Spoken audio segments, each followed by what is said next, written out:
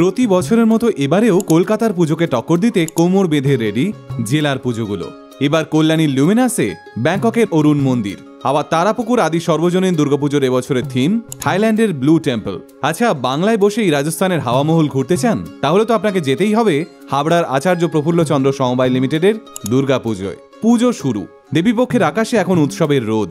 দীর্ঘ 1 বছরের প্রতীক্ষার পর আবারও এই কটা দিন আনন্দে মেতে ওঠা। সারা বছরে সমস্ত না পাওয়া, সমস্ত গ্লানি, সমস্ত মন খারাপকে সঙ্গী করেই পুজোর এই কটা দিন মা দুর্গার মুখের দিকে তাকিয়ে আমাদের একটাই প্রার্থনা, লড়বার শক্তি দিও মা। এই মুহূর্তে বাঙালির রাত জেগে ঠাকুর দেখার তোড়জোড় শুরু। কিন্তু জানেন কি, এই বছর জেলায় জেলায় কোন কোন থিমের প্যান্ডেল হয়েছে? তাহলে আসুন আজকের ভিডিওতে বরং জেনে নিই জেলার কিছু জনপ্রিয় পুজো এবং প্যান্ডেলের থিম সম্পর্কে। উত্তর থেকে দক্ষিণ প্যান্ডেলে প্যান্ডেলে চলছে সাবেকি বনাম থিমের লড়াইয়ের শেষ মুহূর্তের প্রস্তুতি। এই মুহূর্তে সারা বাংলা জুড়ে সাজো সাজো রব। আলোয় আলোয় ঢেকেছে রাস্তাঘাট, দোকানে দোকানে উপচে পড়ছে মানুষের ভিড়। রীতিমতো হইচই ফেলে দিয়েছিল নদিয়ার কল্যাণী ITI মোড়ের লিউমিনাস ক্লাব। এবছরে তাদের ভাবনা ব্যাংককের অরুণ মন্দির। হ্যাঁ, তাদের পুরো মণ্ডপটি নাকি ঝিনুক দিয়ে তৈরি হয়েছে, যার উচ্চতা 150 থেকে 155 ফুট। শুধু তাই নয়, এবছরও সোনার গয়নায় সাজবে তাদের প্রতিমা। আবার কল্যাণীর রথতলা দুর্গাপুজোয় এবছরের থিম বৃন্দাবন। 50 ফুটের বুদ্ধমূর্তি দেখতে চান? তাহলে আপনাকে অবশ্যই যেতে হবে আগরপাড়ার তারাপুকুর আদি সার্বজনীন দুর্গাপুজোয়। এবছরে তাদের থিম থাইল্যান্ডের বিখ্যাত ব্লু টেম্পল। থাইল্যান্ডের ব্লু টেম্পল দেখে রাজস্থানের হাওয়া মহলে ঘুরে আসতে ভুলবেন না কিন্তু। এই বছরে হাবড়ার আচার্য প্রফুল্লচন্দ্র সমবায় লিমিটেডের দুর্গাপুজোর থিম হাওয়া মহল। আবার হাওড়ার জাতীয় সেবা দলে এবছরের পুজোর থিম সোনার বাংলা।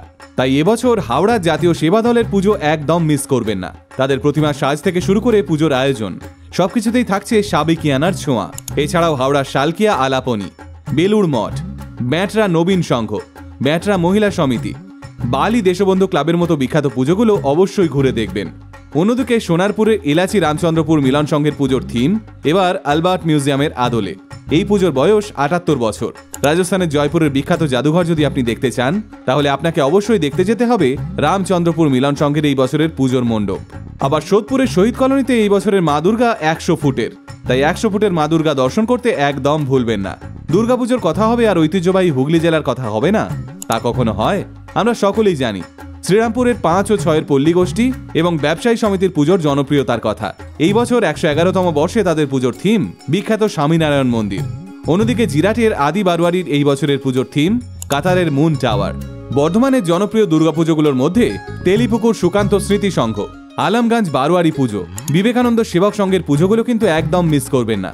আবার দুর্গাপুরের নবারুণ সংঘ, ফুলজোর সর্বজনীন দুর্গা পুজো, চতুরঙ্গ সর্বজনীনের মতো দুর্গাপুজোগুলো অবশ্যই দেখবেন। শিলিগুড়ির অন্যতম বিখ্যাত পুজো দাদাভাই স্পোর্টিং ক্লাব।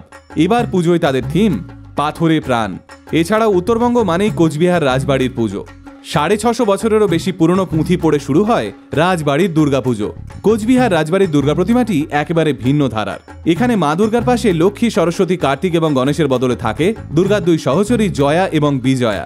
মা দুর্গার বাহন এখানে সিংহ নয়, বাঘ। তাই একেবারে অন্য ধারার এই পুজো দেখতে হলে অবশ্যই ঘুরে আসবেন কোচবিহার রাজবাড়ি থেকে। আমরা জানি একটা ভিডিওতে জেলার বহু বিখ্যাত পুজোই বাদ পড়ে গেছে।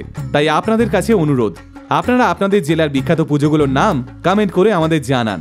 যদি তেমন হয় আমরা আরও একটা ভিডিও বানাবো। আমি সুজয় নীল সহ গোটা আল্টিমেট মোটিভেশন টিমের তরফ থেকে সকলকে জানাই শুভ শারদীয়ার প্রীতি এবং শুভেচ্ছা। পুজো ভালো কাটান আর অবশ্যই আল্টিমেট মোটিভেশনে থাকুন, কারণ আল্টিমেট মোটিভেশন মানেই বাংলায় মোটিভেশন, বাঙালির মোটিভেশন।